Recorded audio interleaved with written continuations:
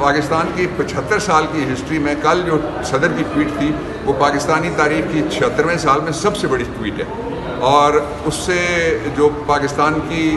ریاستی امور ہیں ان کے بارے میں ساری دنیا کو ایک جاننے کا موقع ملا ہے کہ یہاں کیا کیا ہو سکتا ہے۔ ٹویٹ کی بات ہے، صدر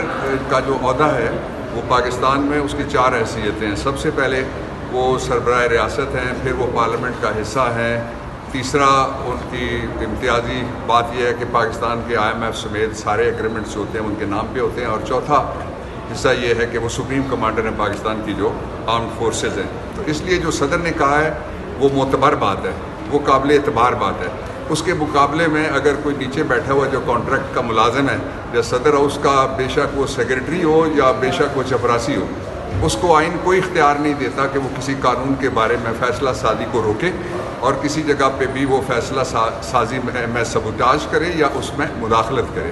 یہ بڑا سنگین جرم ہوا ہے، اور جہاں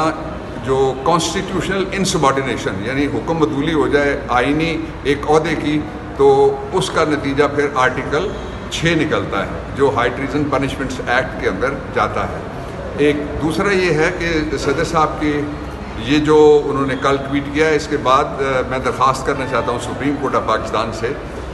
اور صدر صاحب بھی شاید سپریم کورٹ سے خود بھی رجوع کر سکتے ہیں، اور آرٹیکل 186 ہے جو ان کو اختیار دیتا ہے کہ اگر کوئی آئینی ابہام، جس طرح کل سے آئینی ابہام بھی پیدا ہو گیا اور ایک بحران بھی بلکہ پیدا ہو گیا، تو ان دونوں صورتوں میں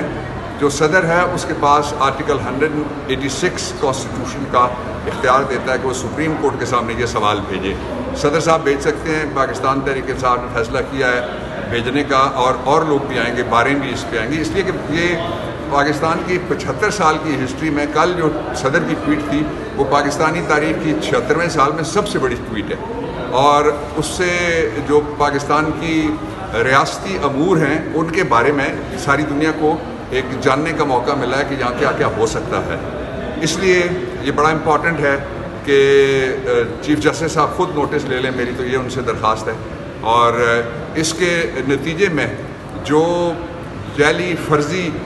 پارلیمنٹ بنی تھی اور گورنمنٹ بنی تھی امپورٹڈ، اس کے اندر جس طرح کے کام ہوتے رہے، آپ کو پتہ ہی ہے، آپ لوگ چیختے رہے میڈیا والے سارے